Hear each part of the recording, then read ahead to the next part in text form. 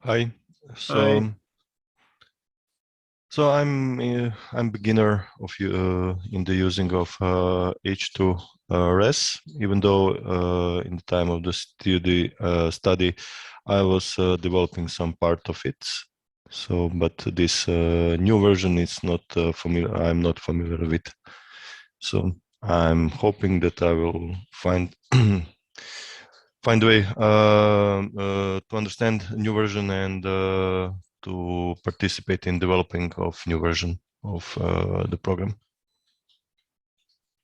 Okay, great. You were, I suppose, still working on the Excel version.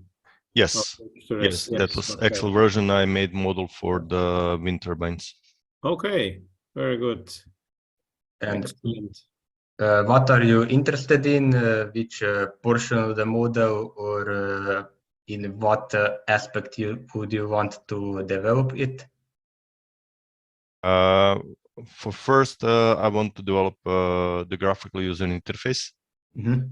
And then we can talk about the structure of the code and maybe to enhance some part of the codes. Especially, for example, I would like to introduce some maybe open source optimizers or solvers, whatever you call them, into the program, because I'm kind of fan of open source software.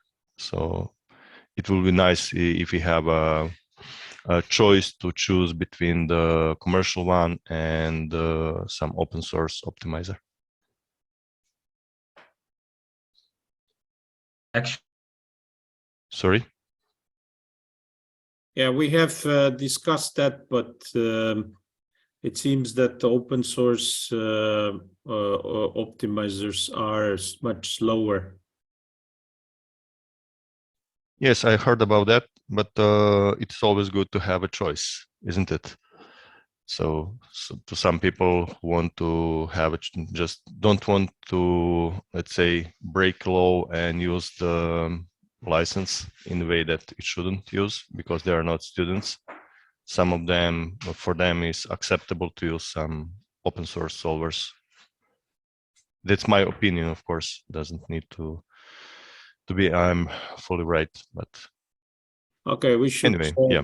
think about it. Anyway, this is open source software, so somebody from the community could add that option. I think Luka Perkovic was considering doing that, but he gave up for some reason. I don't know, Luka, do you know why Professor Perkovic decided not to add open source solver?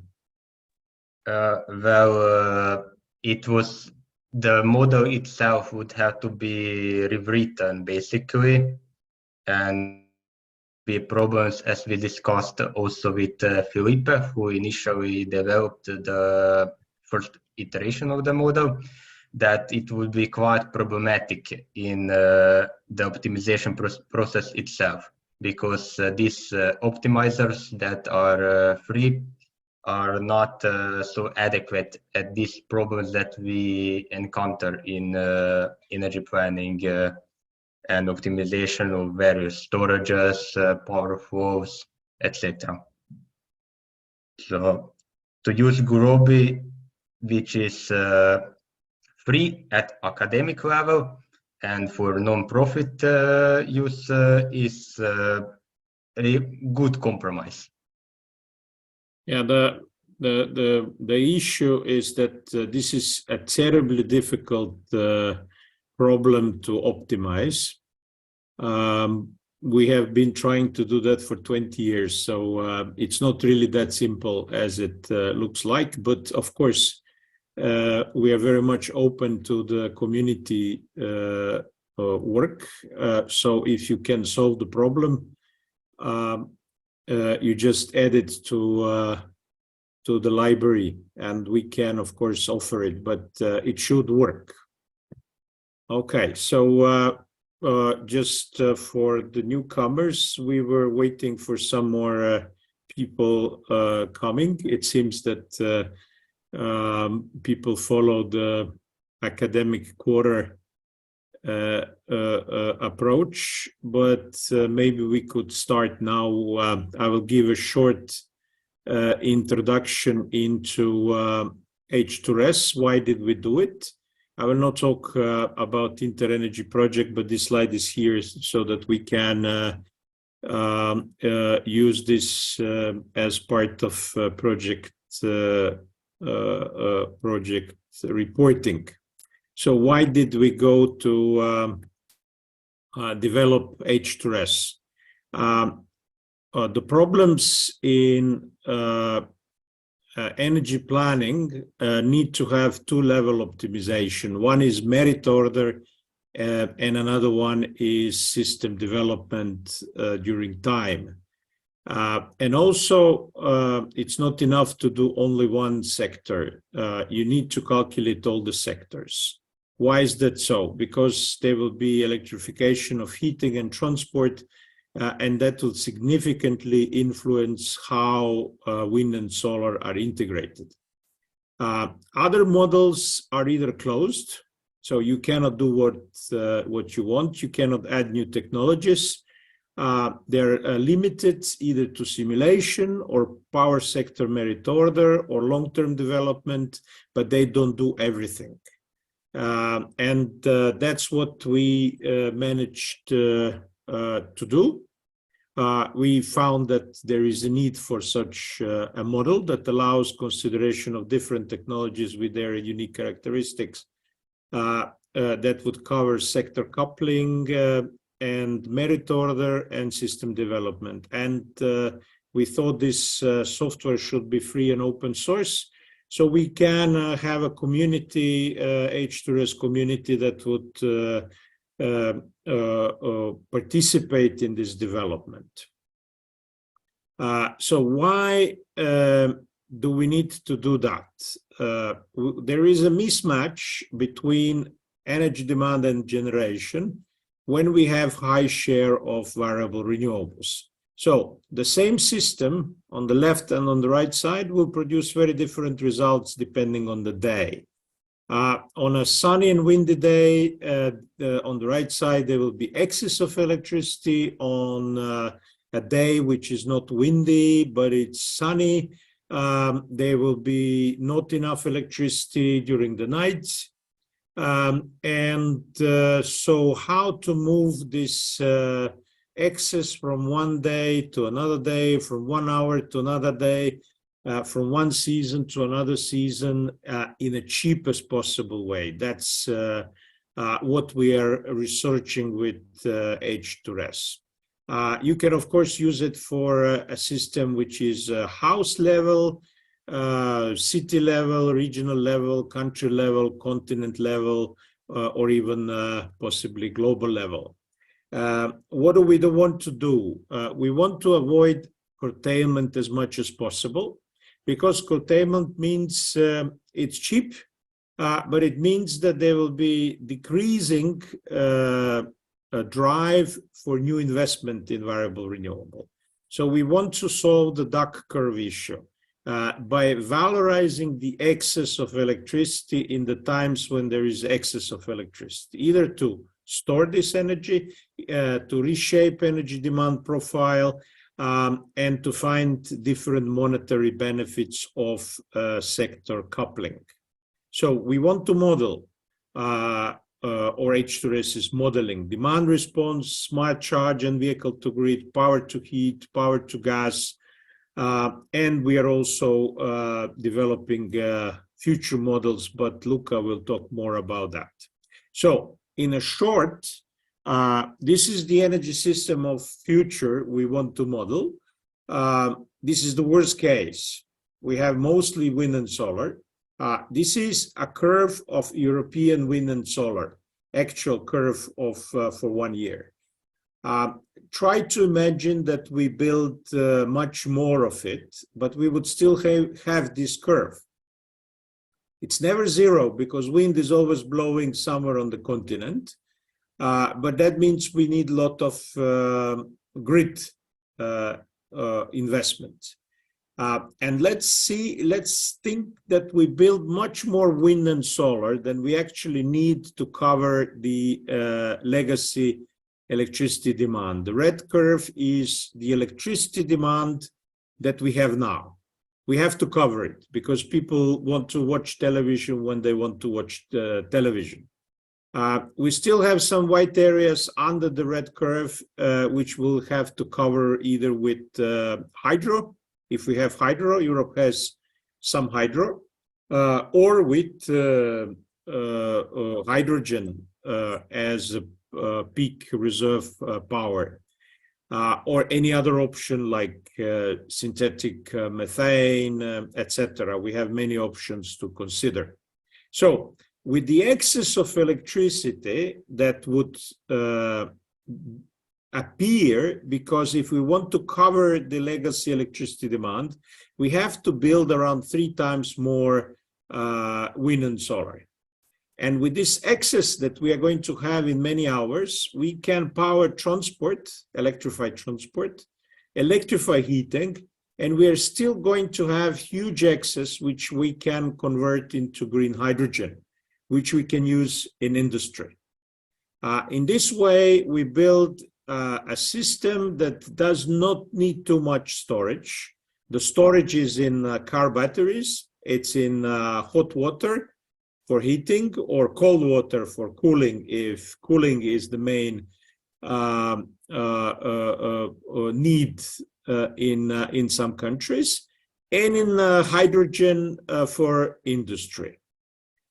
In this way, we have built 100% renewable energy system, and H2RES can model this. So what we want to do is to create H2RES energy planning community to research and facilitate the implementation of Power-to-X and these demand response technologies. And I would finish my short introduction with this. And Luca, floor is now yours.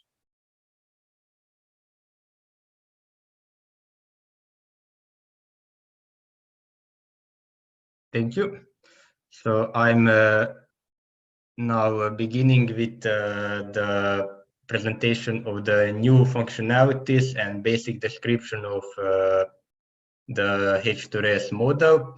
So I will try to keep this part a bit shorter because we started later. If you downloaded the H2RES model, you are familiar with the basic structure that you saw in the login screen of the H2RES model, H2RES website itself. So it is a model based on Python. It uses Gurobi solver to solve the problem that is provided to it. And it finds currently the cheapest solution of the presented problem. So the Go function is minimizing the total cost of the model as a summed value.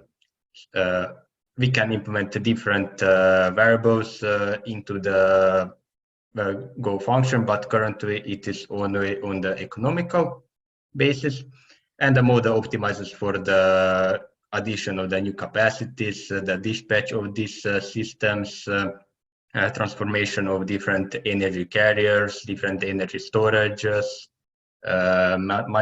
minimization of the critical excess electricity production, and it satisfies the restrictions on the level of emissions or the share of renewable energy in electricity demand. There can be also, of course, other custom-made restrictions, for example, in the introduction of the new technologies, you would have some S-curve of the implementation, which slows start and then even faster increasing the capacities. So this is the structure of the model that you saw in the website when you downloaded the model. It is divided into multiple parts with electricity generation and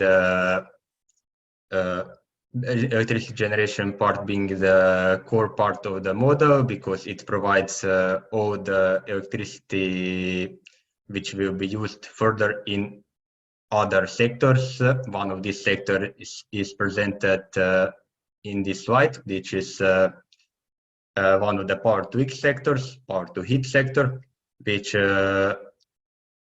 transforms the generated electricity into some of the heat that is supplied whether through the individual or district heating systems. The model can use both the heat pumps, various kinds, and electric heaters.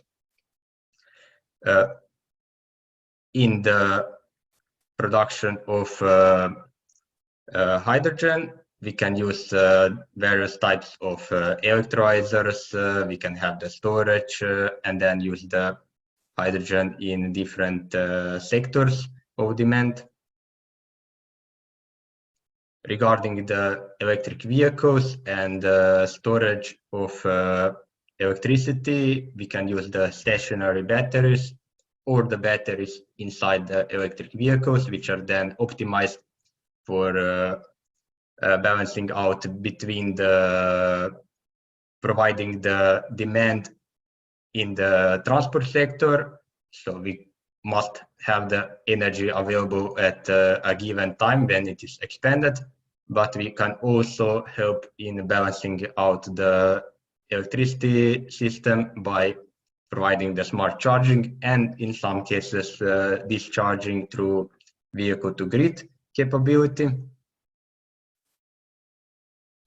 The power plants are divided into dispatchable and non-dispatchable power plants. The basics, the model mostly orientates towards the modeling of variable power plants, so variable electricity sources, wind and solar are the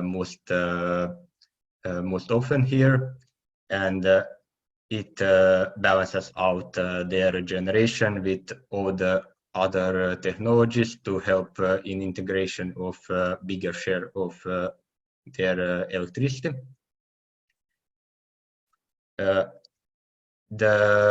One of the characteristics of the model is that we can have the different regions and different zones of the generation. So we can have, for example, Croatia is divided into two parts with regard to the wind production.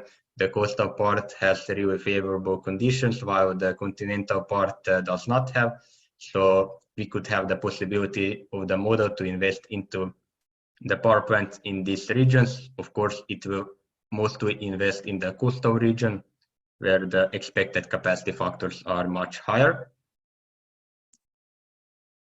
Regarding the interface and the structure, it is built in Python, and I will just quickly skip this. It's not so critical, and we are short on time. The model can be run in two ways. So the first and initial way is to run it directly from the Python script main.py. And there you can modify all these parameters, basic parameters with regard to the simulation. So if we include or not include some of the options, the restriction on the emissions, restriction on the share of renewables, etc. And it is done completely in the some Python interface, for example, Spider, PyCharm, or other. And further on, now we developed and just now released the new version of the model that includes as well the graphical user interface. So it is run also from Python, of course, but there is one script, GUI 1.0.py, that you have to run, and then this window will open. And here you can define all these aspects and particularities on the technologies, only the basic parts here. and run it without extensive knowledge and experience in coding, for example. And we will have later the demonstration how it is run. Here we have some just basic descriptions of what parameters and cells correspond to which inputs, and parts of the interface which relate to different policies or statements, technology descriptions, or the location of the input data files.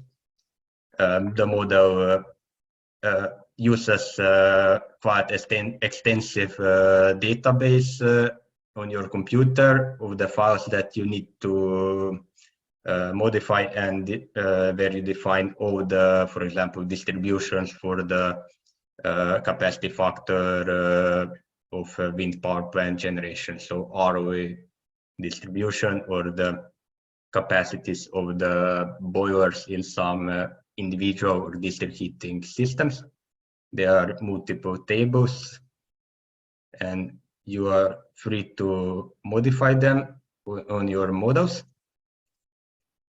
Regarding the new capabilities of the model and the capabilities that we are working on right now, these are implementation of the modeling of e-fuels and all the related energy flows, so feedstocks and transformation processes, indigenation of the transformation of heating system towards more district heating based systems. So we can have the model that has one unique heating demand, and it is divided internally in the model into flows. So one is corresponding to the individual and one is corresponding to the district heating system.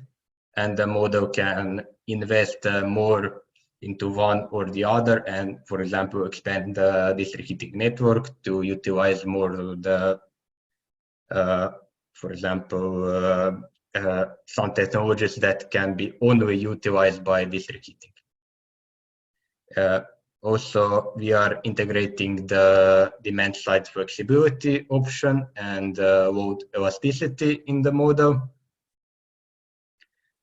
Grid expansion of the transmission lines, also transmitting or providing some energy to the other parts geographically separated. For example, if you have a big production of electricity or hydrogen or some other feedstock in one system and want to have the possibility to sell it elsewhere, we are working on a model that could look at different options to accomplish this.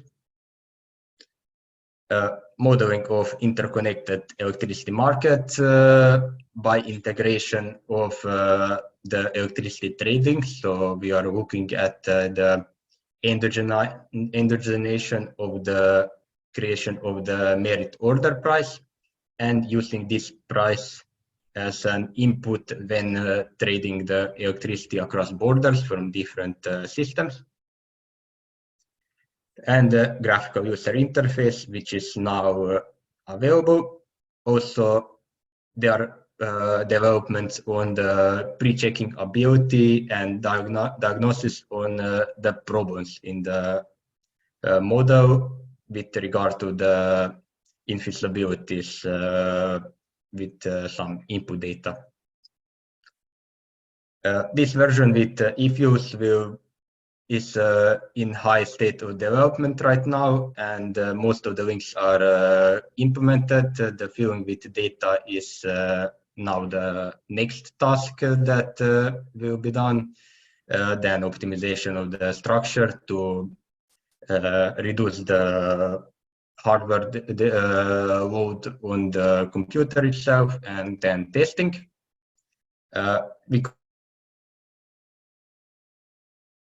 And then transformation sectors. Most of the new developments are in transport and industry. So in transport sector, we divided previously only one demand of transport that was represented only by the individual road personal vehicle transport. We now divided that into several different kinds: personal road vehicle, road cargo, rail cargo, etc.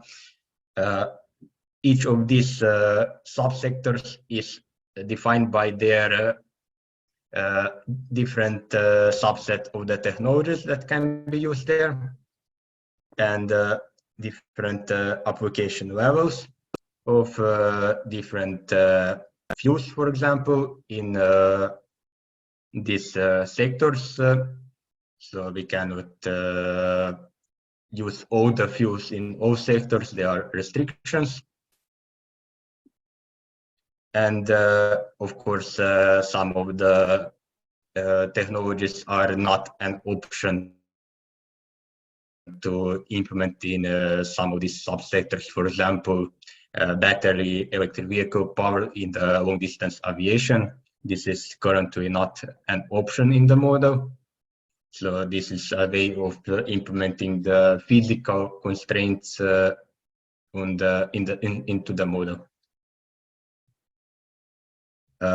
With introduction of all these new subsectors and the processing of the new fuels, feedstocks, we had to expand the initial part of the generation of hydrogen to allow also for generation of e-fuels, their storage, and then generation of other feedstocks. This is the description of the division of the transport sector, as I talked about before, into different groups by the types of vehicles, and then different technologies that are used there. So we have quite a lot of them. And also different fuels that can be used into different types of vehicles. For example, ICE car can have different types of fuels used. And the same is true for the remainder of the transport sector. This is only a part of the fuels that are in the model and technologies, because I selected only for presentation only sector primary, and this does not include the secondary fuel. The secondary fuel in the model is, for example, for plug-in hybrid vehicles, is some kind of liquid fuel. The primary fuel in the model is considered to be electricity, and then we have another subdivision of the fuels for the secondary fuel that is used only for the part time. This subsector is modeled on the basic of the ton or passenger kilometers that had to be supplied at some given hour. And this is represented as some curve. We have the number of vehicles, number of some fleet that we have in the system, and then the model invests into the new units and decommissions the old ones to replace the old units with the new, more efficient, and the ones that can use different energy vectors, such as electricity itself or hydrogen. Also, old units are replaced because they have limited lifespan and have to be decommissioned after some time. The model also has for the battery electric and hydrogen vehicles has the discharging capability of the batteries or the fuel tanks. So these are also optimized in the model. And we have the interaction with the rest of the system through the electricity charging, discharging, and emissions.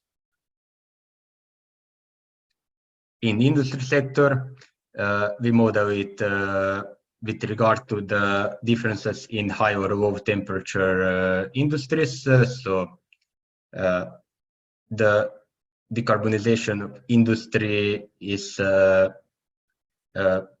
possible to achieve in part only with electrification, but for other purposes such as cement industry, petrochemical and refineries, where we have very high temperature processes, we need to go into other options and use some fuels that are burned to provide economically these high temperature levels that are needed.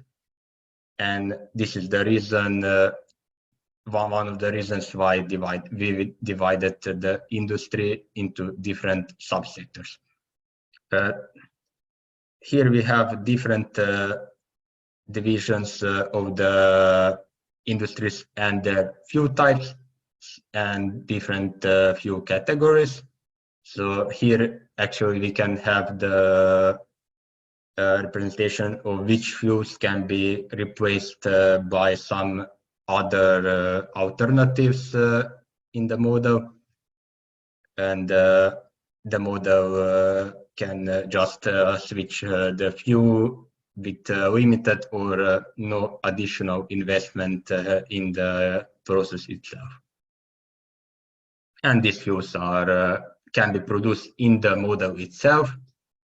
Also, we can have the import-export capability of these fuels, for example, e-diesel, ammonia, etc.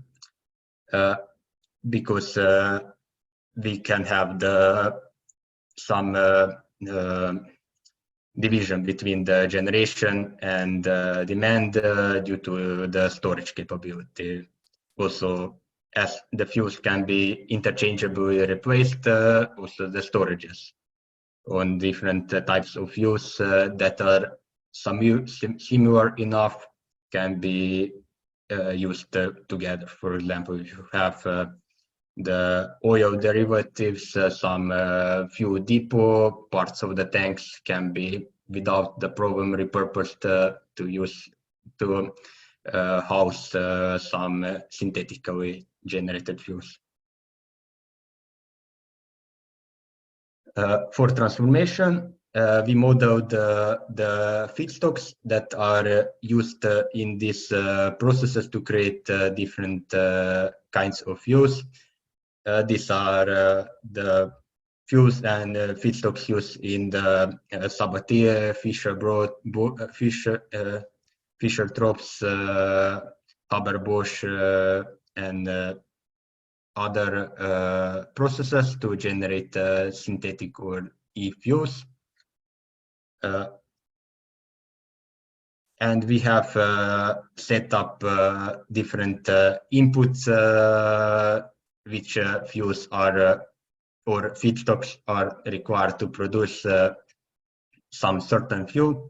And then there is the option to fill that with data that tells us how much in energy quantities or could be in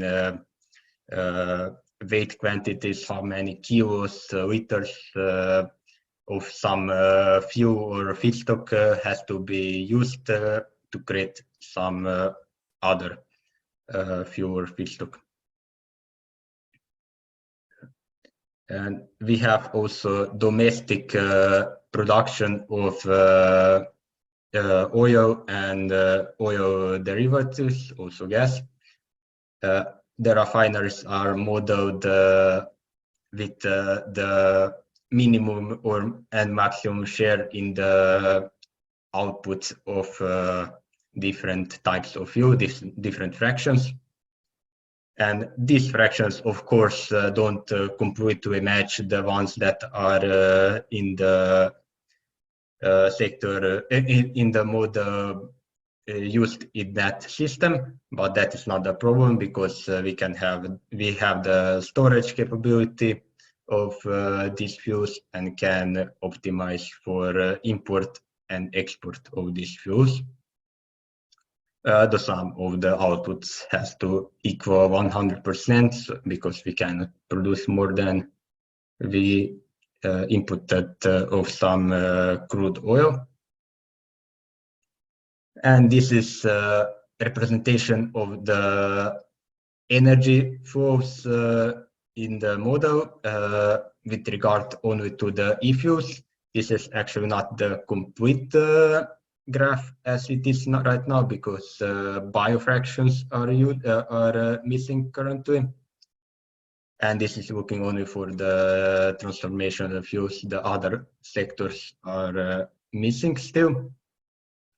One of the outputs of the new version that is here being described of the model will be creation of the similar diagram with actual data that originates from the simulation itself. This is only for the representation purposes, and these ratios between the thickness of the lines here are only for representation, not some actual system. One of the other aspects is indigenization of the district heating network expansion, as I talked before. So the model can invest into new capacities of district heating and expand the networks. The function that tells the model how much it costs is telling it that it is exponentially increasing all the time as we get to the lower and lower density of the heat demand as we expand the system.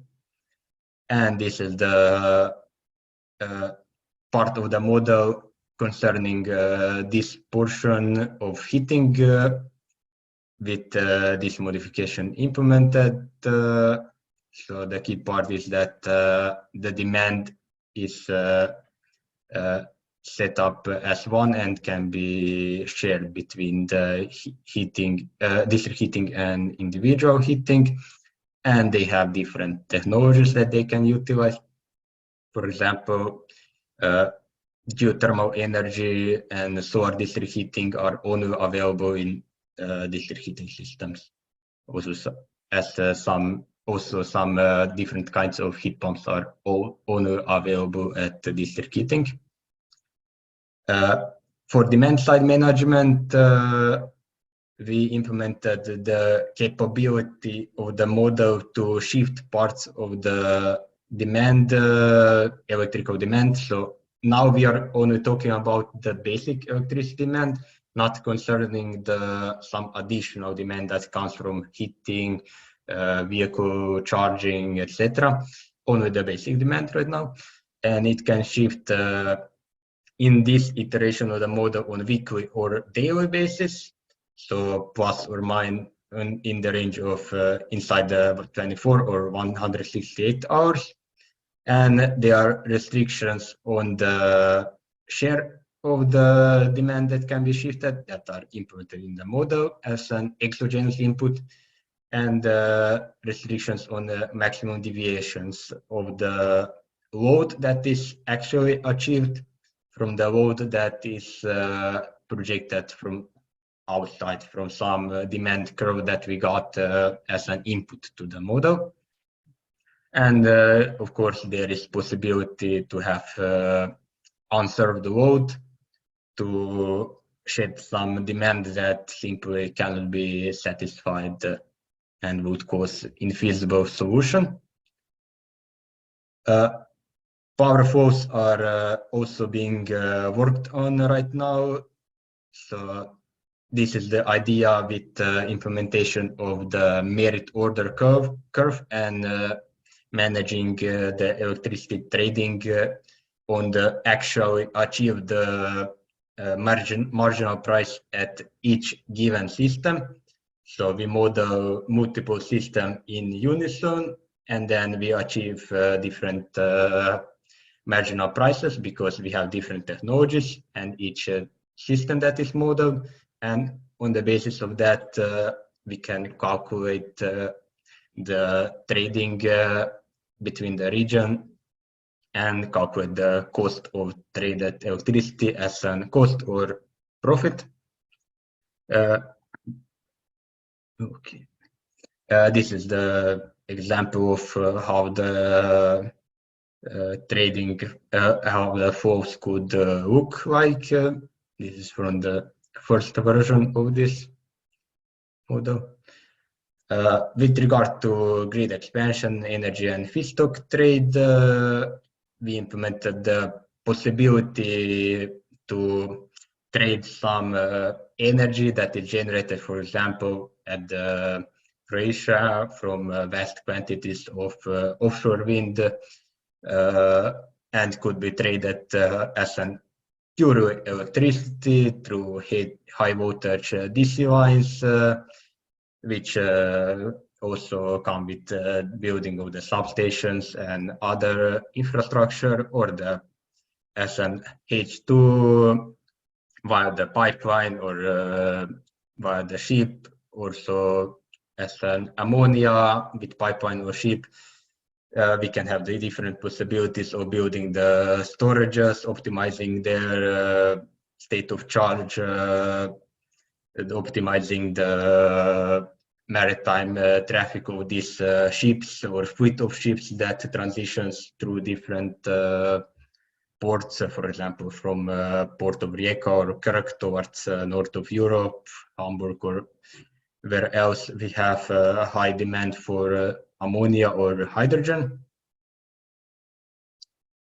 And the big problem up till now, as I figured also on my case and some other people's, is the infeasible solution. So this comes when there is impossibility to solve the model because some of the restrictions cannot be satisfied or they fight with one another. And we are developing the model. We are developing the capability of the model to pre-check the input files and then to recognize if there is some problem. Because right now, when you get this message, you will not know what is the problem. That is a very big problem if you have huge model. So you can only debug it part by part, which is huge time consumption and it is impractical. In the future, therefore, the model will have the possibility to execute without the regard that you implemented some in-physical restriction that can be satisfied. It will find this restriction and by force change some value to allow for execution of the model. This is similar as the principle to energy plan, which does similar variation. And also there are problems with installation. So if you had the problems, you would have to have a newer version of Python, have the Gurobi with license, of course, because with free version you are limited to the certain amount of variables. And these modules that are listed here in the Python are required for solving. The simplest one, as I figured out, would be to not have anything installed and just download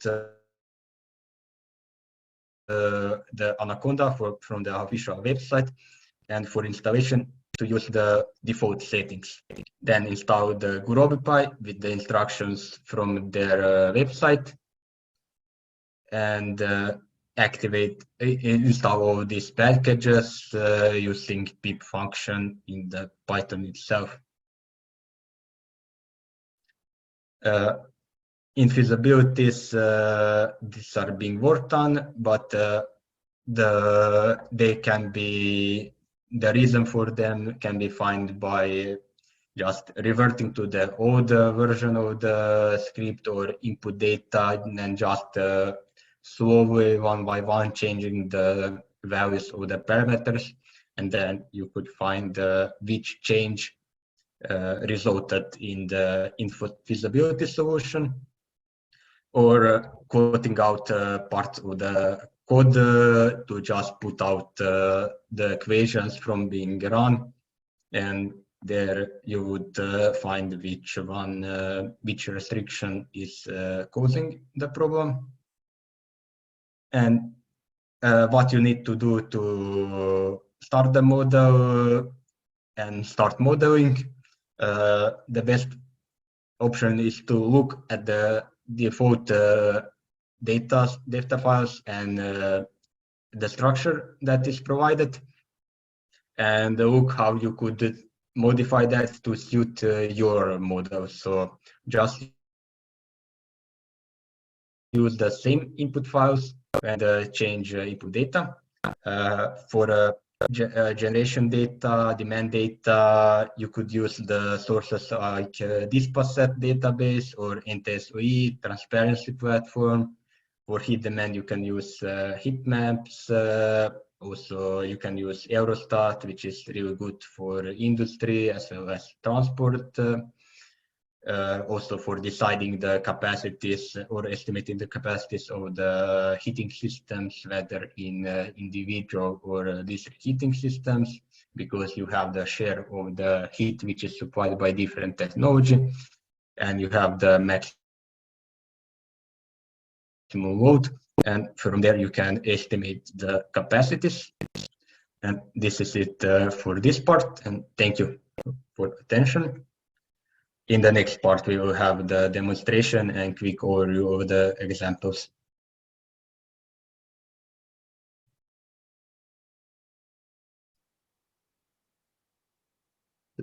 Daniela, could you please start with the example? So good morning, everybody. I'm going now to share the screen. Can you see it? Okay. So yes. First of all, thank you to all the INTERENERGY team for inviting me, and also my thanks has to start a bit before, because I was lucky enough to be there in Zagreb during a visiting period while the model was being developed, and so that's how it started. I'm going to present a brief case study about the use of H2RES in a small island.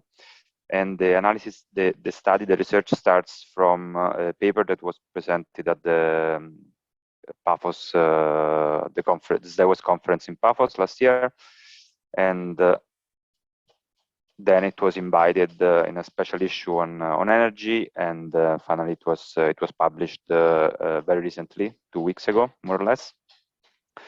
And as I said, the analysis. The model was applied at a small island, the island of Favignana in the south of Italy, and in particular, the problem with islands, they rely a lot on diesel generation, and this leads to a very high energy cost and greenhouse gas emission. But the biggest problem in islands is the system stability, the grid stability, due to the very low inertia of the system. That makes the high penetration of variable and non-dispatchable renewable energy sources very tricky to install and to use. And so the idea was to add to H2RES in this case the ability to consider also the stability of the system, even though it's a long-term model. It is very important to have this kind of information since the start. Otherwise, not considering grid stability could lead to have lower investment in flexible generators and in general in flexible technologies. And so then having higher curtailment and higher cost also of the whole energy system. And this was done by adding ancillary reserves. So in particular, primary and secondary reserves. These are very briefly the strategies that enable the grid to always have a production and demand in balance. So when there is an imbalance, when the system is unbalanced, either because the supply has changed or the demand has changed unpredictably, there are these primary and secondary reserves that can kick in to match the supply and demand. Primary is just faster and lasts for a shorter period, while secondary reserves have a slightly higher time to start working and also have to work for a slightly longer time. This depends on the regulation and the place, the area where we're working. This is not done very often in long-term energy planning models, and it has been done just once in my knowledge, in our knowledge, with linear programming. So this is also part of the novelty of the work. I will not spend more time in describing H2RES.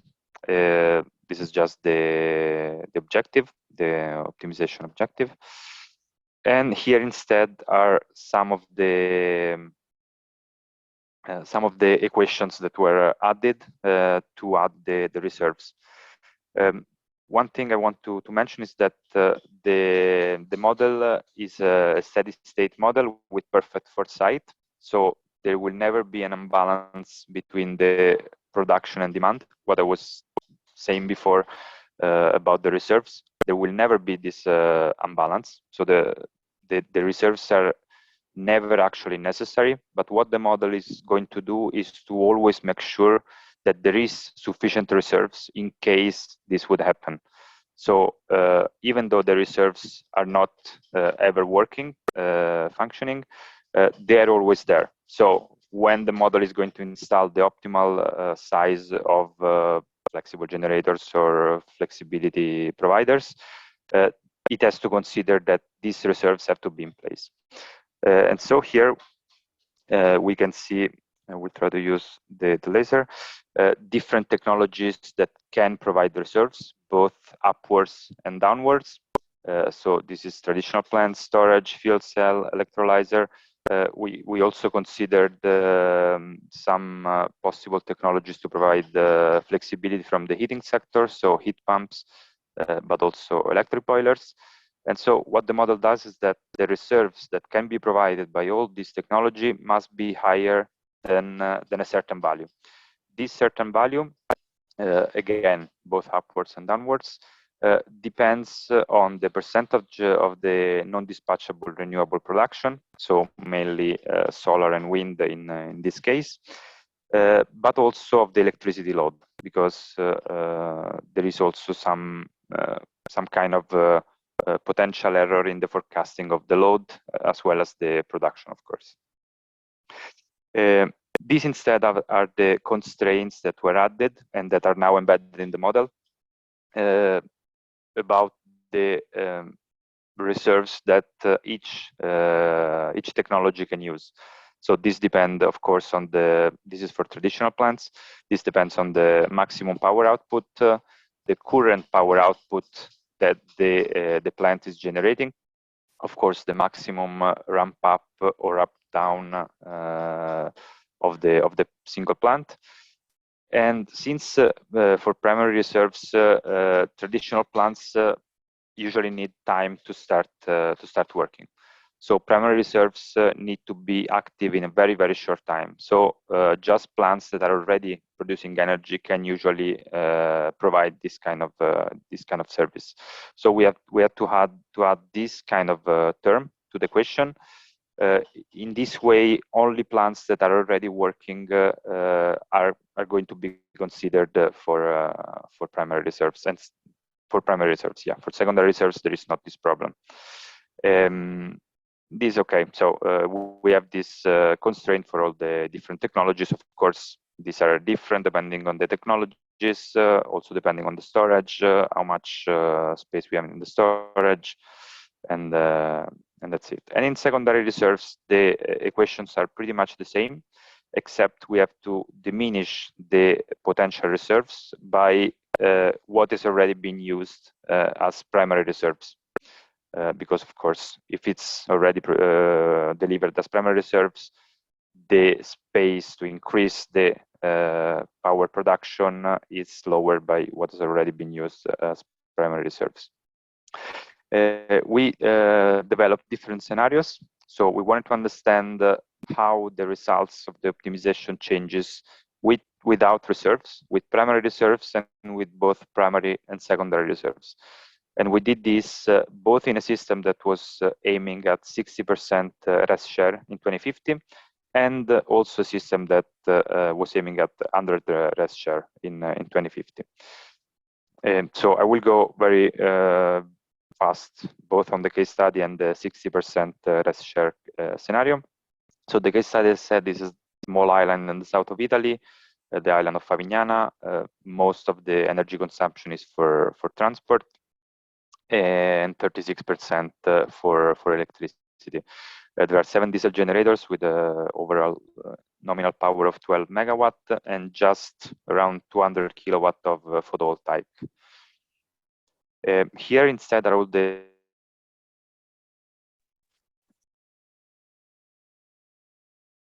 technologies that were considered. So if you can see here, just 1 second, it's interesting that H2RES enabled the user to select, for instance, different technologies for fuel cells or for electrolyzer, so alkaline, solid oxide, etc. And the model is going to select the best technology. Since we can change the cost of the technology along the timeline, it's also interesting to see how different developments of different technologies can actually change the energy mix for the future. And of course, we can do the same for the cost of fuels. And here are so the results for the 60% scenario. So up here on the left, we have the scenario without ancillary reserves. So we see that the model moves from mostly only diesel generations to a mix of biomass, photovoltaic, and wind. Sorry, the green is solar and the orange is wind. And so switching off almost completely the gas production.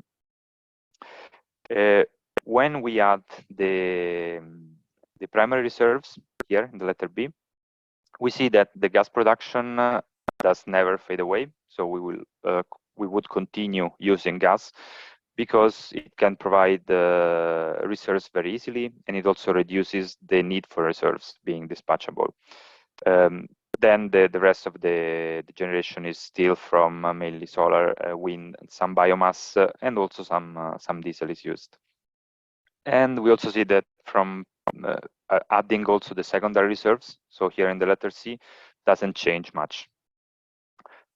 This is the installed power of PV and wind in blue without the reserves, orange with primary reserves, and in gray with both primary and secondary.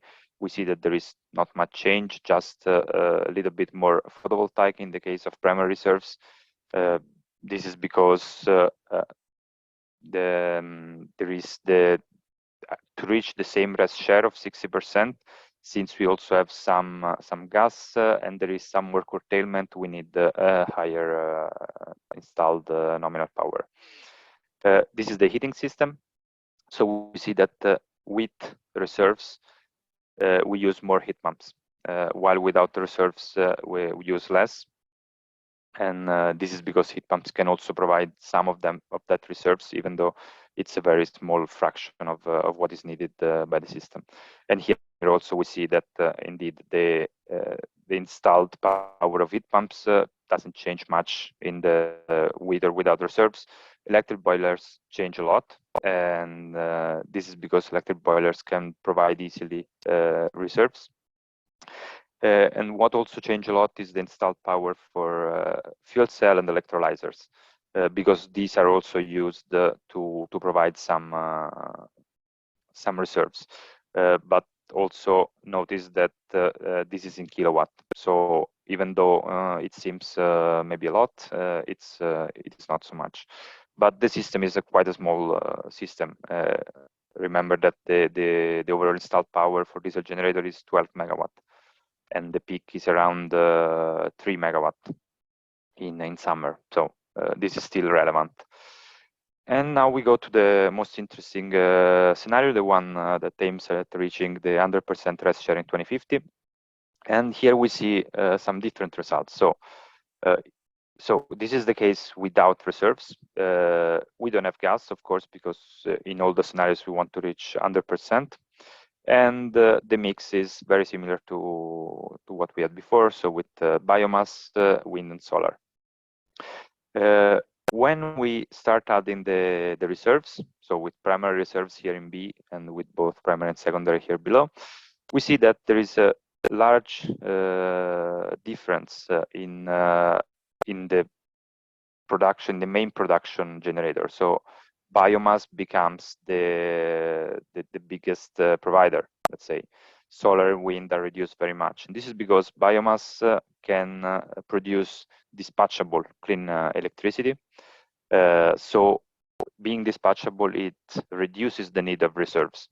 So the reserves that are needed are much, much lower. And at the same time, it can also provide some of these reserves, both primary and secondary. Here we see indeed the lower investment on PV and also wind, and also lithium-ion batteries.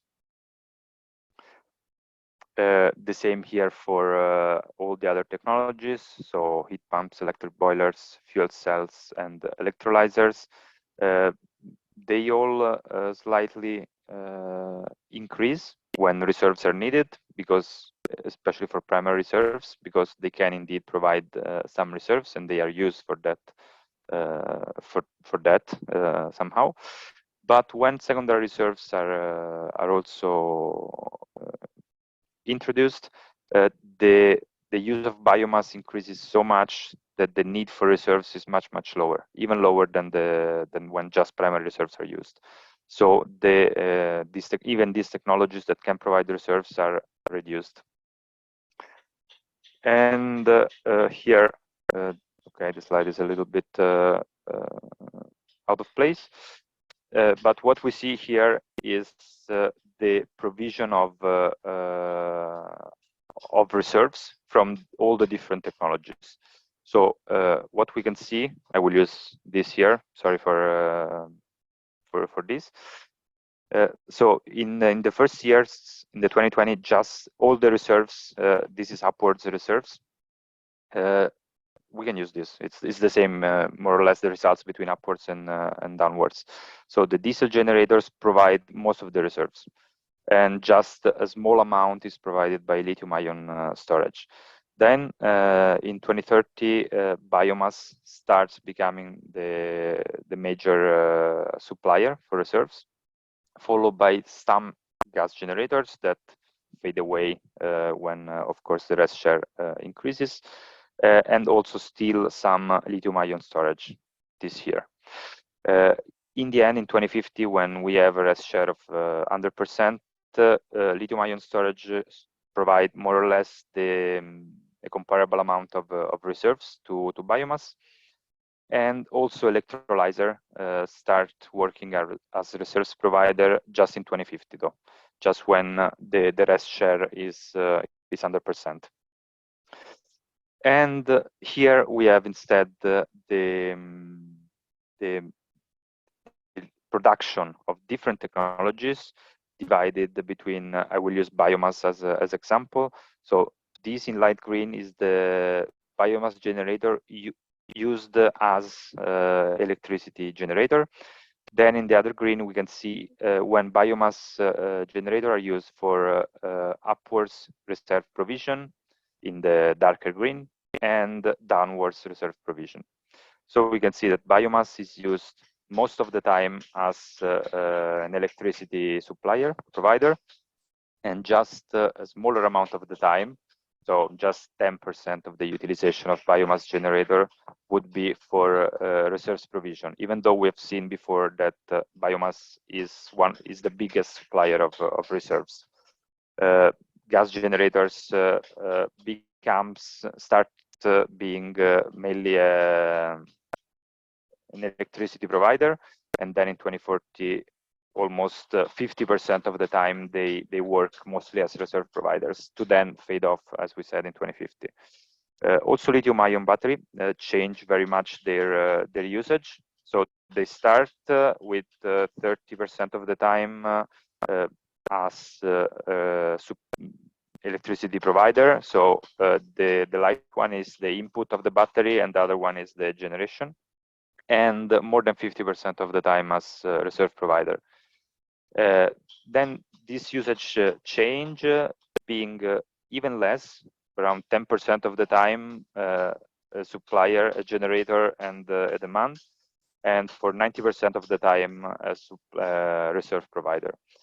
We also analyzed some wind turbine, giving the possibility to provide downwards wind reserves up to just a 10% of the production.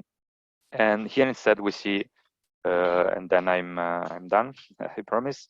We see the results of electrolyzer, and we see that for 90% of the time, the alkaline technology, that is the preferred one by the model, works as a downward reserve provider. So for most of the time, the electrolyzer is just providing reserves, not actually producing hydrogen.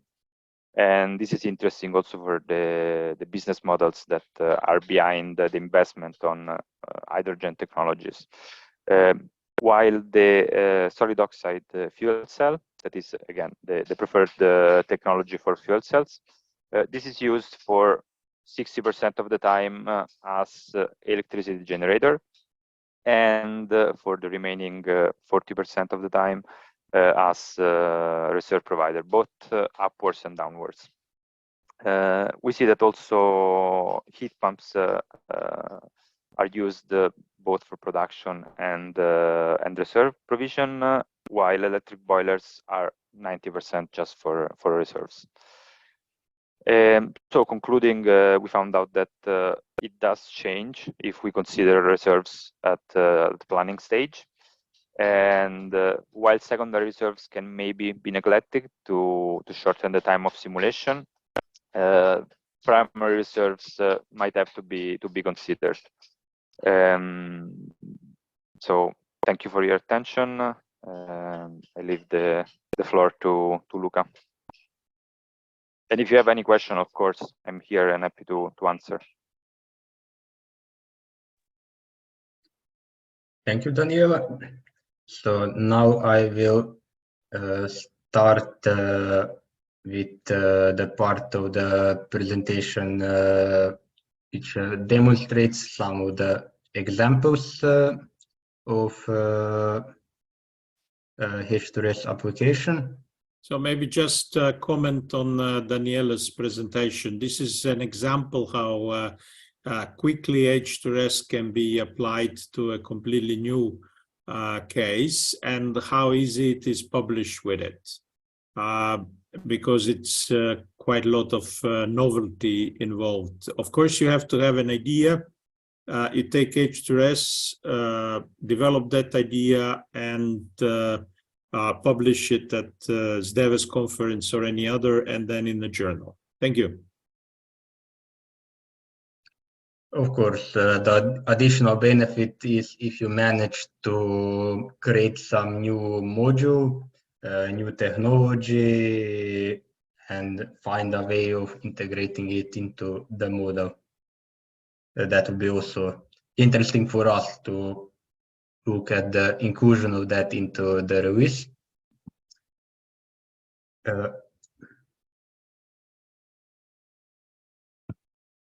So I will now provide quick examples of the H2RES application, and really leave some time for the Q&A afterwards, and where I will also demonstrate the use of graphical user interface.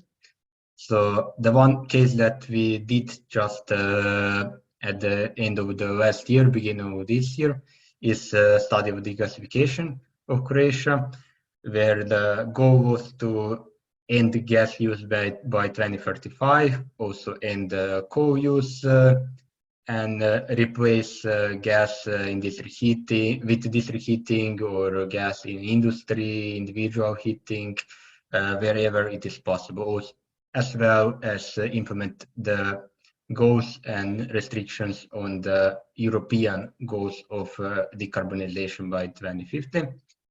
But the simulations were only up till 2045.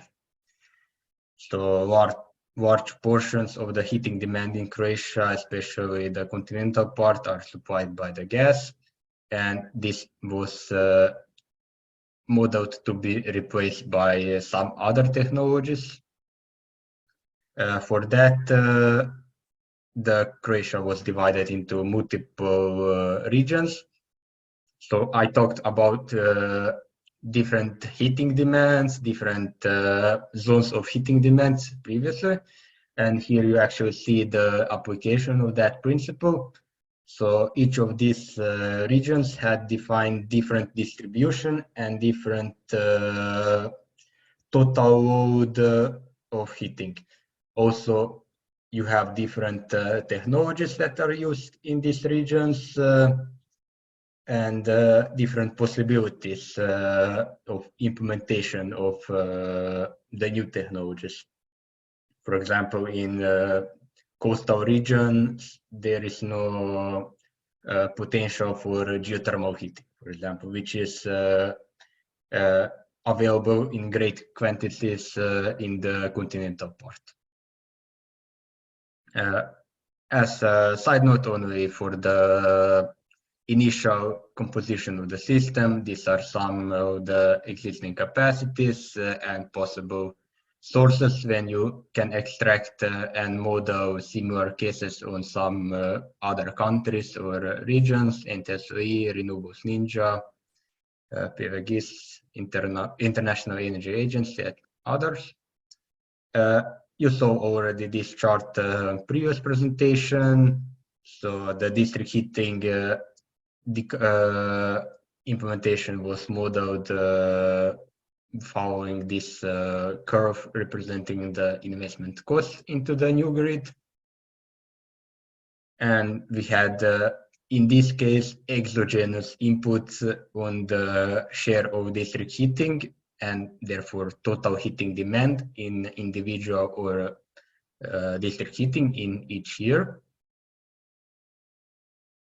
Results for the entire electricity production system in this case is visible here.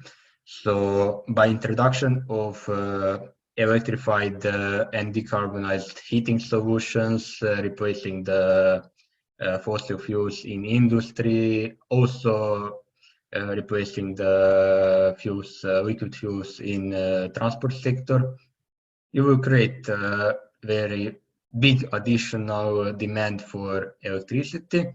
As you can see here, so we are increasing from the demand, which is actually 18 terawatt hours. This is a bit more because we have some balancing out with imports, exports, but 18 terawatt hours of electricity in the base year, up to more to 36 or 37 almost terawatt hours by 2035. But keep in mind that it is not a complete transition. You still have parts of the sectors that are not yet decarbonized here. And this is done mostly by introduction of wind and solar energy.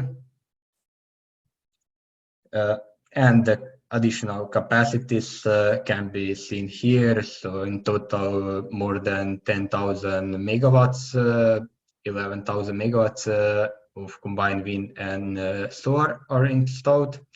And there are some installations of geothermal energy.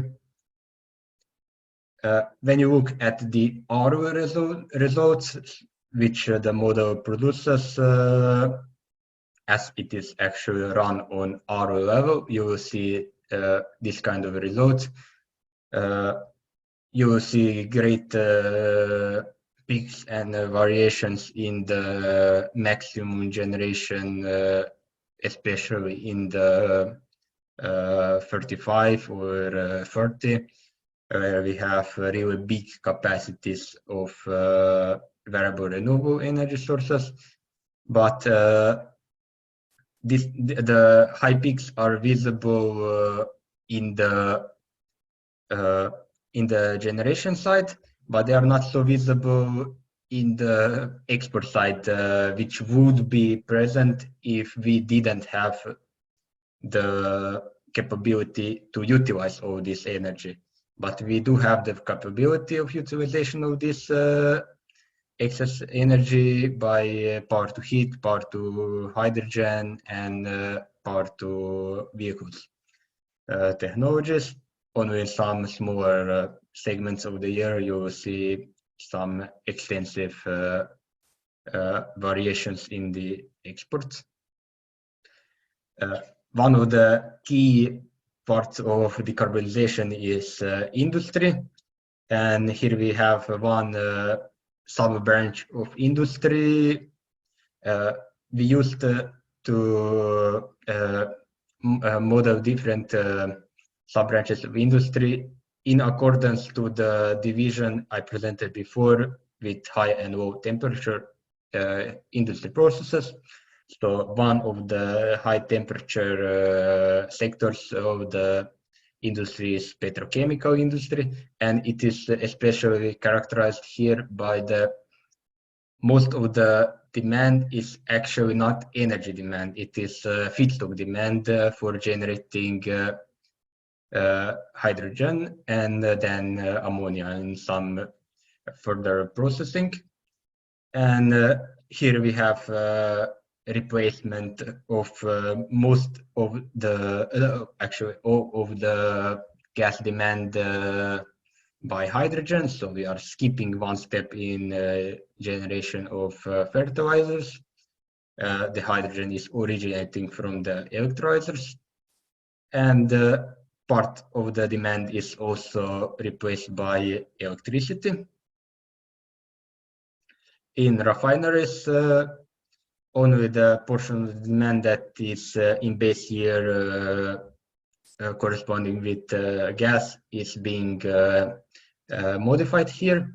We didn't go into the processes in the refinery, the total outputs of the refinery, and how will they change in subsequent years. We didn't touch that, so that's why we didn't have the replacement of oil by some other energy or feedstock sources, because we didn't go into that part of the modeling and how it will change. In the cement industry, we have really big temperatures in the processes with ranges up to 2000 degrees Celsius, and this is really favorable for introduction of hydrogen, which is replacing all of the coal and gas demand. So the oil and the waste that is utilized in this sector stays pretty much consistent, and electricity also stays pretty much consistent in its share. In the remainder of the industry, there are no such extensive limits on the application levels of the low temperature heat sources such as electrical heaters, electrical boilers, and therefore we have much higher utilization of the electricity here. In other sectors, we would have the same if we didn't have the restrictions in place to limit this. Mostly because the model finds electricity use to be more economical because we have lower investments in these technologies. But in some parts, we would also have the use of hydrogen because it is really good for balancing out the demand and supply side due to storage.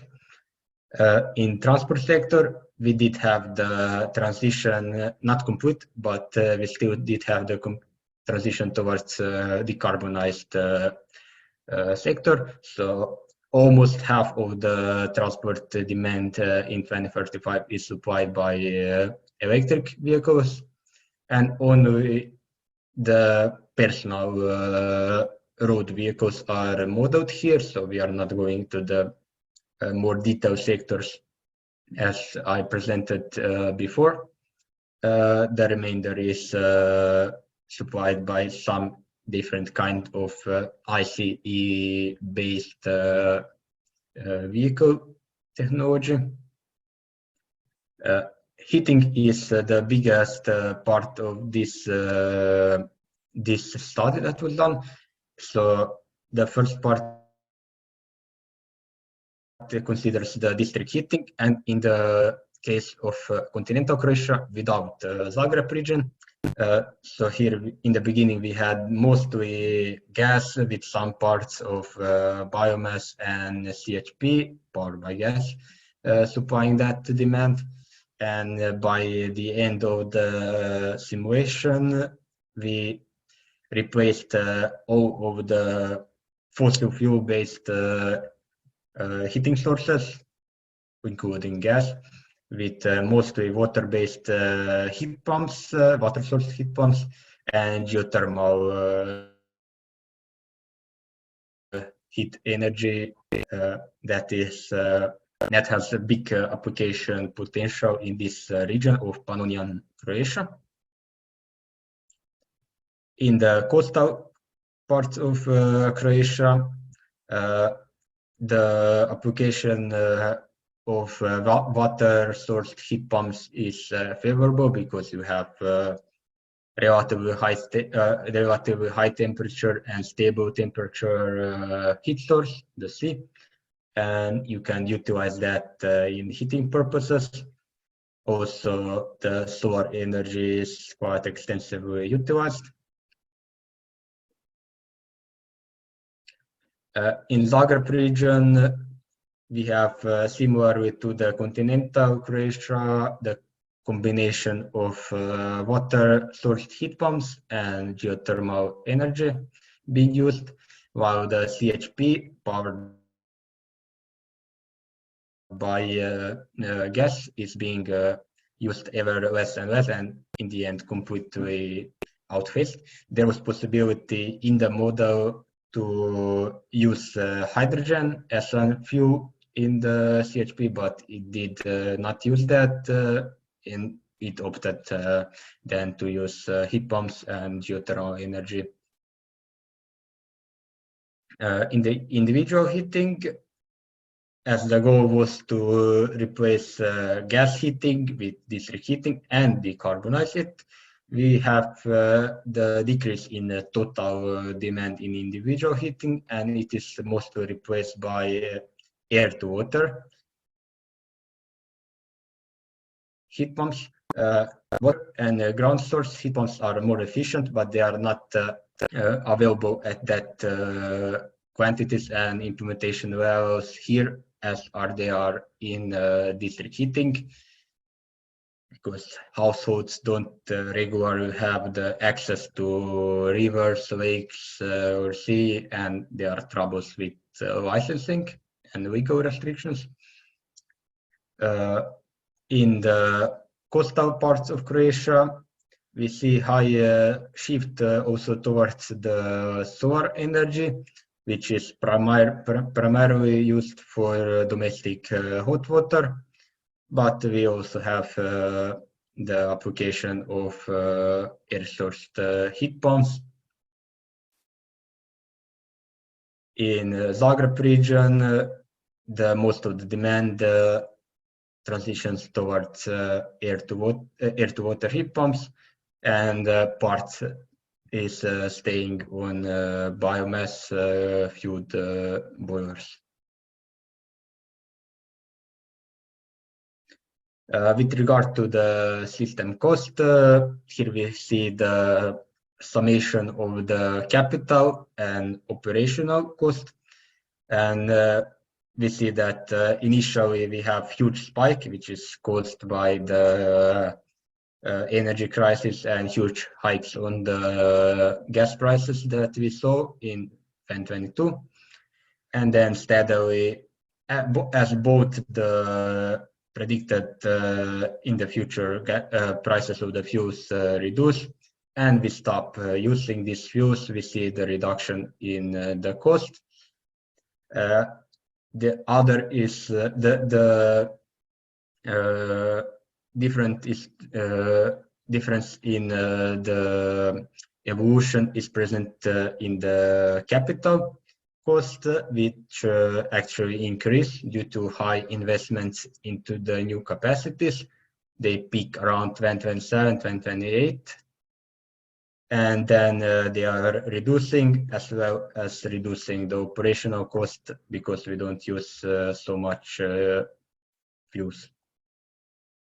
The comparison of the system costs is presented here with business as usual scenario, the one that assumed the continuation of the using the same technologies and then just replacing them with the new variation when the lifetime of the existing comes to an end.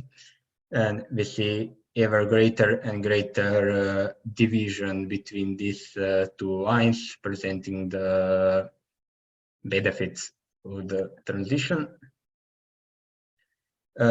And these are just some key points on the necessary investments per year of the technologies that are required for conducting this. Total investment cost is 39 billion euro.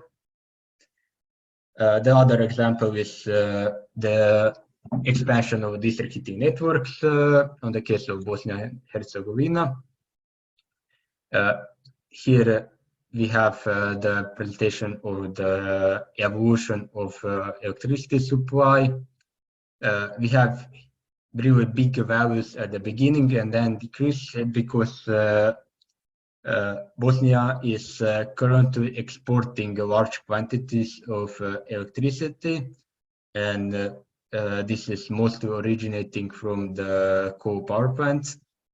And if we left that to the model to decide on economical basis, it will just stop doing that and invest rather into variable renewable energy sources, which will replace part of the demand supply by coal, of course, but also decarbonize its energy system. The demand will rise to 2035, and then again it will fall. This is due to the combination of the switch towards the electrified solutions in different sectors. And then on the other side, we have the decrease in population and increase in energy efficiency, which is driving the total demand down. The capacity investments are seen here. So it is investing mostly into the wind energy. And the outline of generation is presented here. So it manages to balance out most of the spikes in generation in the system itself without the need to export that excess electricity or curtail production. For district heating, the model increased the share of district heating by investing into the new networks, and the change is pretty drastic to more than 50%. And these are the results on the supply of heat in the model. The heat pumps, water-based, take over most of this demand, while the cogeneration and which is currently coal-based, and gas boilers are used ever less and eventually decommissioned. And these are the investments of the capacities. We also have the investments into the solar district heating and solar storage. For individual heating, the demand is decreasing as an opposite of the increase in district heating demand, as an effect of the reduction of both the size of the population and the increase in thermal efficiency of the units themselves.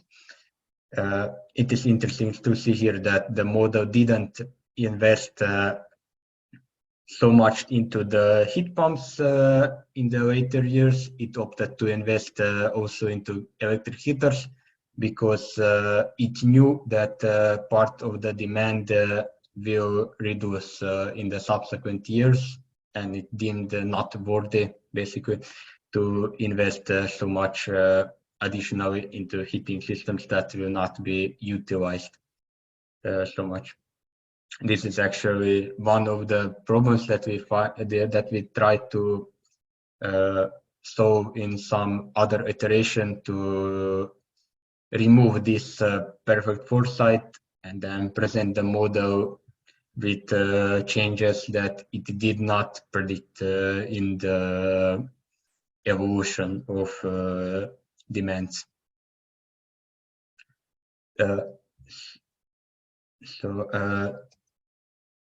We actually did part of that before with regard to the infeasibilities and installation of the model. So we can skip this once.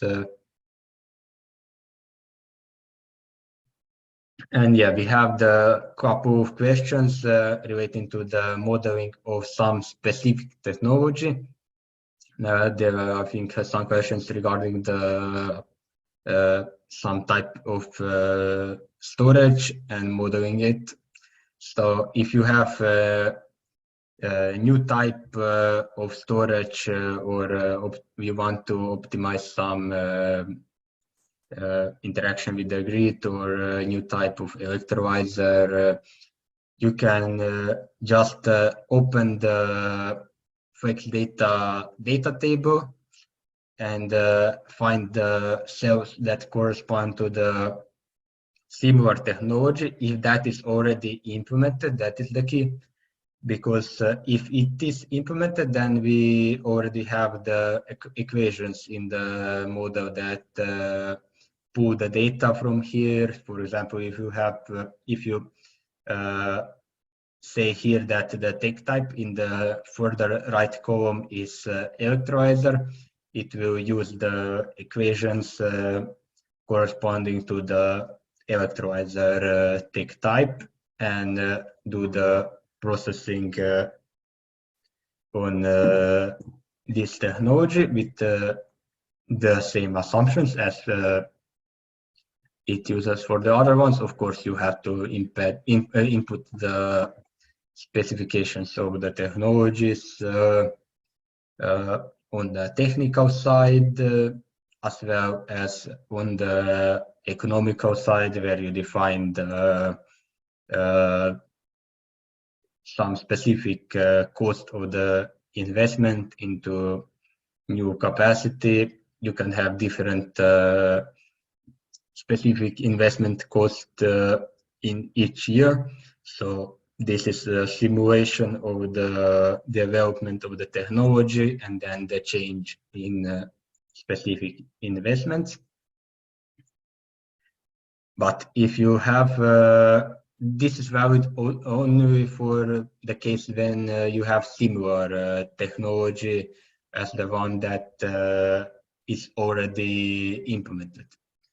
But we had some question with regard to one additional way of producing hydrogen, for example, in the model. And this is not something that we have implemented currently. And for that purpose, you would have to develop this process in the model itself.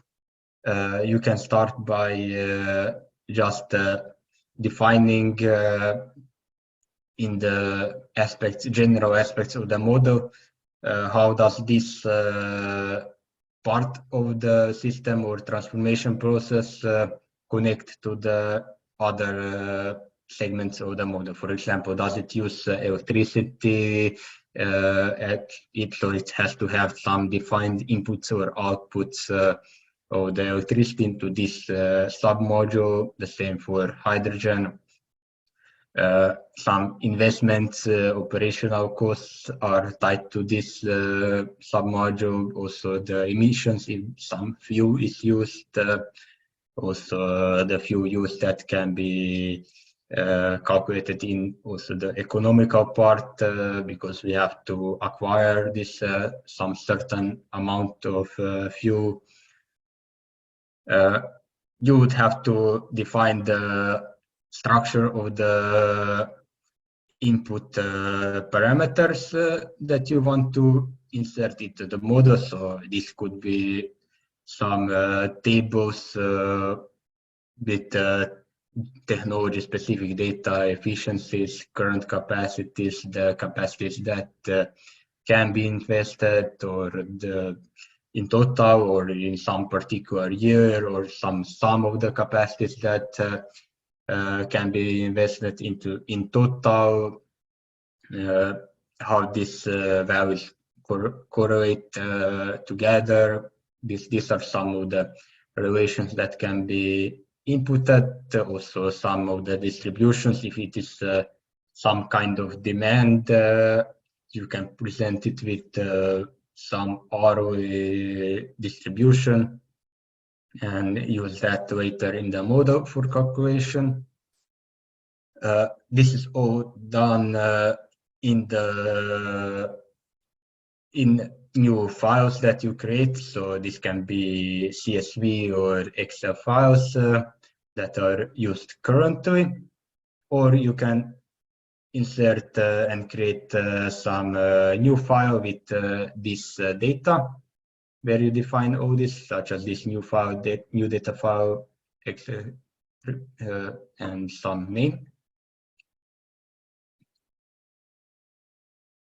And further on, if you have to model this entire segment, you have to tie in the input data to the model, the Python script. So this is done in the main file, where you define the input parameters and links to their paths where they are located. And then you pull out this data and create data frames that can be further processed in the read process data.py file. You input, of course, you insert some processing equations to extract the data from this data frame that you actually want to use, and have it in some useful form, such as some list or dict. In the build model, which is the one with all the equations that are run, you need to model and create some variables that this segment of the model will use. So you have to define the parameters, some iterables, some units, new process if you model multiple kinds of processing units in this new technology. Periods corresponds to the hours in a year, so period 1, 2, 3, these are sequential hours in a year, and years as well. And you can have some other inputs, such as solar heating individual units or CHP units and else. And of course, you have to insert the equations tying all these variables together in some relations in the model. Thank you. And now I will show how you can run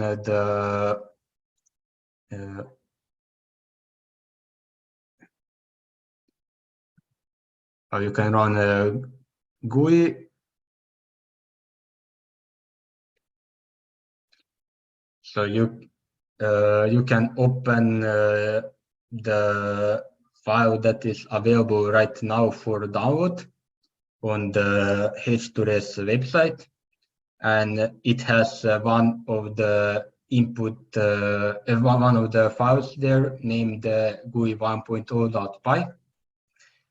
When you load that into some Python IDE, or you can just run it straight to the without the interpreter. You can run it straight into the Python itself. You will have now, I think, do you maybe see some interface that appeared now, or you still see only Spider? We see only Spider. Okay, I have to change the. Okay, now you should see some window that appeared. Yes, now we see it. Okay, thank you. So this is this new graphical user interface that we created. You saw the screenshot of that before, but let's just repeat it. This is the practically mirror image of the main.py file. So it pulls most of the input parameters that are defined there and presents it here in a more user-friendly way. And you can just input all these parameters here. So name of the scenario, test 1, for example, and then you set the years that you want to run, or the hours that you want to simulate in the model, hours or periods that are the same. Also restrictions on the emissions or share of renewables. RPS is renewables portfolio standard, for example. And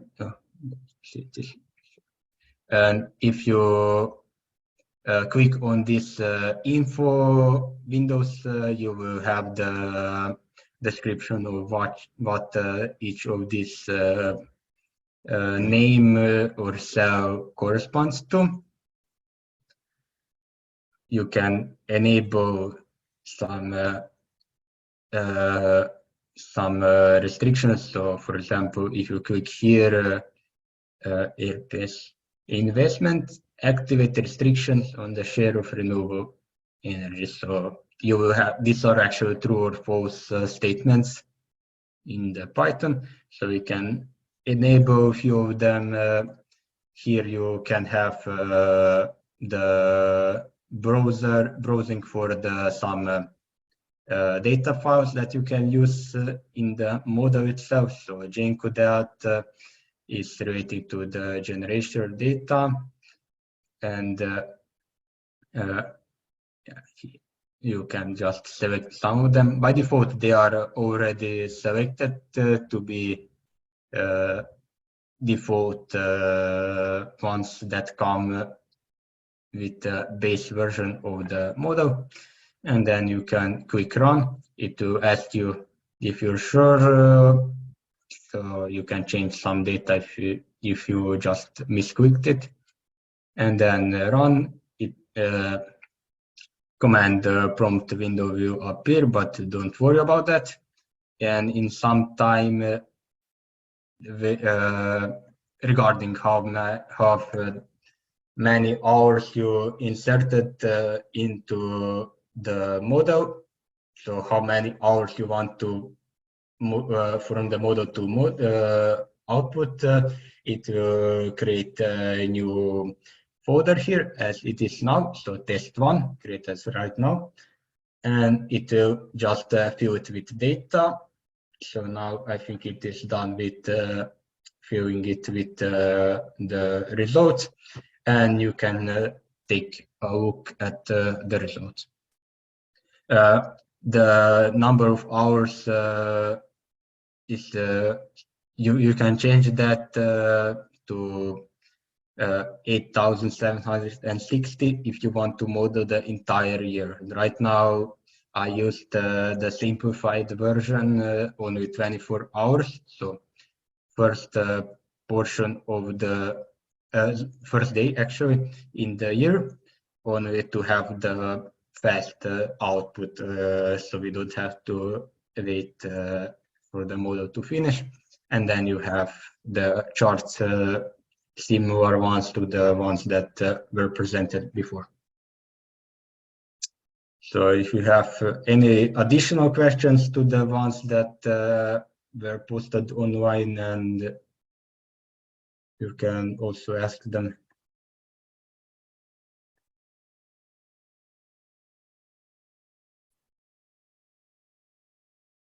For example, there was a question why the version on GitHub doesn't work. Yeah, the version on GitHub, that is the older version.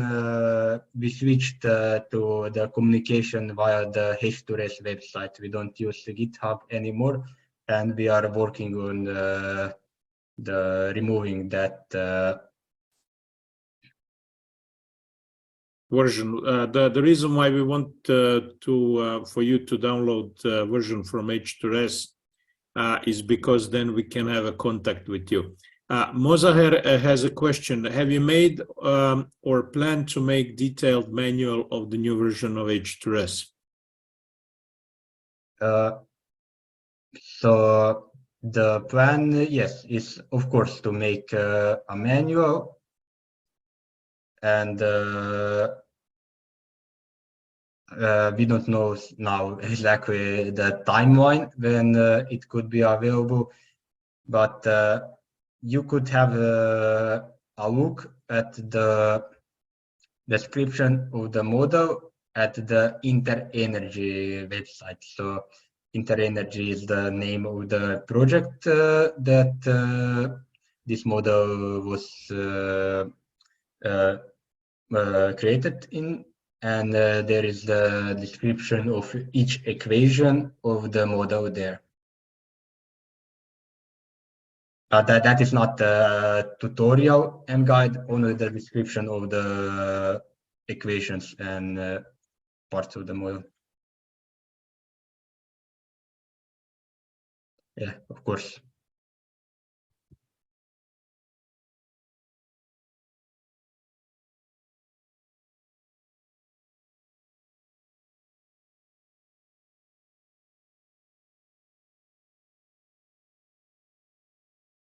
Any more questions?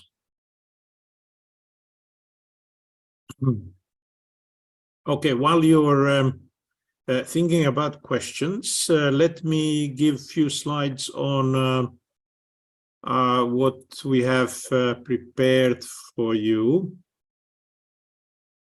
There is H2RES competition. If you manage to model a 100% renewable energy system for a country and upload it somewhere, then you get a fee waiver if you want to present it at this DEVES conference. And a typical fee at this DEVES conference is around 1,000 euros. So it's a good price. We are organizing one now in Dubrovnik in September 23, and we already have 900 abstracts. Next year, there will probably be 4 conferences, one in Chile, one in Australia, one in Canada, and probably one also in Italy, but we are still working on that one. that's a way how to award your hard work in working in building 100% renewable energy systems. Also, we are currently looking for PhD students. So if you're interested, send me a CV and we will have an interview and see if we can integrate you in the group. Also, there might be a place for a postdoc researcher. So also send the CV to me if you have interest. We are organizing a summer school on energy planning in Dubrovnik before the conference. So that's an opportunity to learn a huge amount more about energy planning. Not only H2RES, but we would also be going through exercises with LEAP and Energy Plan. So this would be more hands-on exercises. You would have to build your own model during that week. It will be organized in Dubrovnik just a week before the SDEVES conference. The cost is, the course cost is just covering the food. So it's relatively small, 200 euros per participant. Thank you from my side. If you have any questions, just send me an email. So there is one question I see on the installation of the model. So the best is just to, as I said, to have the clean installation of Anaconda, so Python interpreter Anaconda. You download that from their official website. This includes everything from Python to the interpreters such as Spider, PyCharm. I use Spider, but you can use some other interpreters. You install that with completely default settings. You don't have to change any settings regarding to the pet or adding the pet to the pet variable to the to the pets in the system in Windows. You don't have to change that, and then you request the license for Groby or register on Groby for the academic website, academic license, and there in the license portal you have instructions, so line by line how to do it. There is one just copy paste function from this website to the command prompt in the Windows, and it will install Groby to your computer. As for remaining packages in the Python that I said before, like Groby Py, Matplotlib, Pandas, etc., you install them simply by opening the Python interpreter, such as Spider, and then you type into the terminal pip install Groby Py or pip install Pandas. So pip.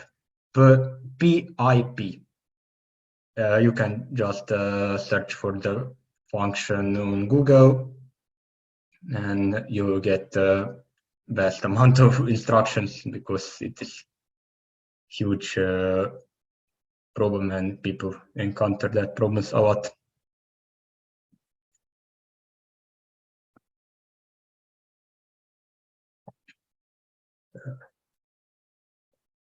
Yeah, Groby is used as an optimizer. So all these equations are typed in the form that is applicable for Groby. So this is not pure Python, but the modification of the Python that is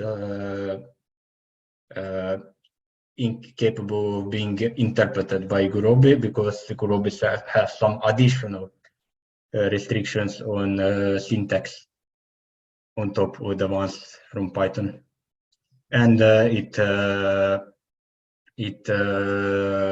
packs all the equations into one function and then solves it. There are multiple techniques to solve that, different approaches, but you can learn more about that on Gurobi website. It is really extensive from the numerical point. Any other possibilities?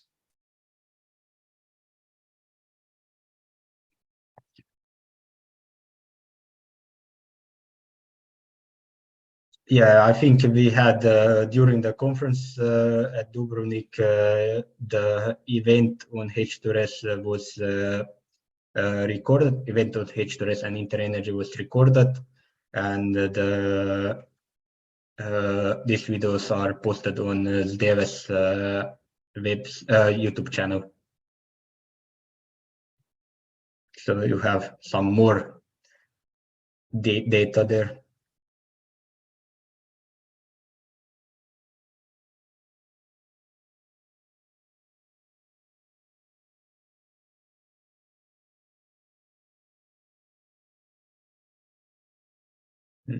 Anything other?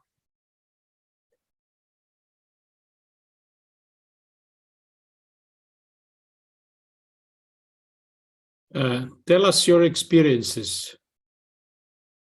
Did anybody actually manage to make it run? Maybe we should have a session on how to install and how to start running it, or maybe how to build a very simple case. What do you think about that? Would that be a solution?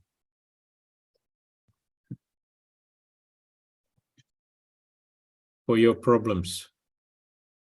Or you're already running it? Okay, so Faradon says that it doesn't work for him. Did you download it from GitHub or from H2RES site?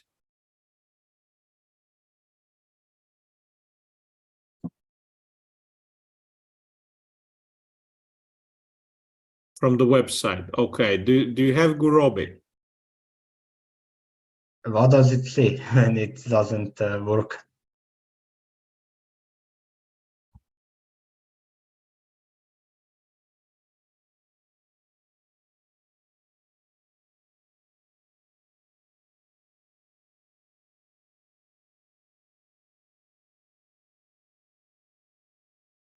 Faradun, maybe we can schedule a short consultation meeting with you to check the problem, like for 15 minutes, half an hour at some point. If you send us an email. Can I talk? Can I talk? Sure, yes. Thank you for the presentation, and thank you for the model that you developed. It's very helpful for researchers and the PhD students as well, because you just make some mix between energy plan and Plexus. So in this way, we can take care about the marketing and about the different models that can be developed for different countries. But the problem is that I downloaded your file. I have my Python and I have Plexus, but whenever I'm trying to open the file, it's not opening. You know, I don't know what's the problem, but as you said, it's going to be a great idea if you share your experience in one presentation how to build a model. For example, nowadays there are a lot of model to predict the future energy system, what is going to look like based on different scenario. But the impact of this model on the future power system, I mean, in terms of dynamic impact, it's not clear. If you try to include this, I think you have done in some way, like you just develop it, you included a part of Plexus. But if you just look at that part, your model is going to be very interesting and will encourage a lot of researchers to work on. Okay, I think, Luca, we have a clear message. Also, Lawrence is saying the same message. there should be a session on how to download and start working with the model. Okay, maybe the better idea would be just not to repeat everything, to just record a very short instruction, like for YouTube, and then share this video file with all the steps. You can do that and then have a question and answer session on that online on Zoom. Yeah. Maybe in a week or two. Okay. Yeah. Thank you. Okay. Amari also agrees. So we have at least 3 people who agree that they need help with downloading and starting H2RES. Okay. Thank you. Very good. I suppose others are running software. So if there are any questions regarding, Anna says yes. Okay. Regarding the building a very simple model, I think that should be the lesson number 2. So the lesson number 1 is how to download and start working in the model, and lesson number 2 is how to build a very, very simple model. Because today we have seen what the model can do. It can do many things, but first people have to start learning how to do the basic things. Yeah. At summer school in Dubrovnik, we are going to be doing that exactly. So starting from scratch, but better to have more people learn it before Dubrovnik. Do you have any documentation to follow? I mean, just like energy plan, we have a documentation. You can just follow those documentation to like fight guide in energy plan. I mean, only parts describing the equations are available at INTERENERGY website, but I think part of that is in Croatian, so it's because it is Croatian project. Well, with ChatGPT, it should be very easy to translate it. So let's make a YouTube video with some written materials as soon as possible, Luca. But we also need community to help with these, because we developed it and then we don't know what are the problems. So please send us your comments and problems as soon as you bump into them, so that we can have a good overview of what has to be done.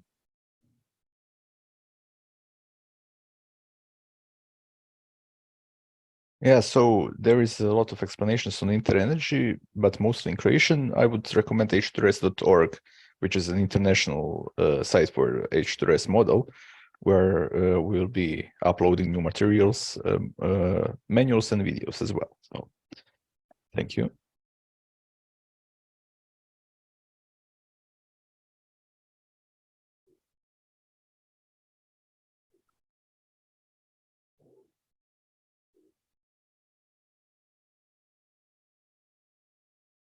Okay, if no further questions, I think we should have probably weekly sessions, Luca, for those people that want to start with the software, and then later on we can switch to maybe monthly meetings.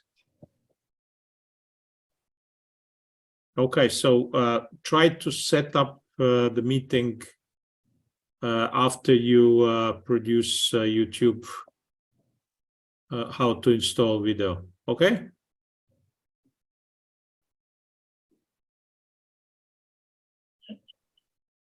Okay, I think I lost Luca.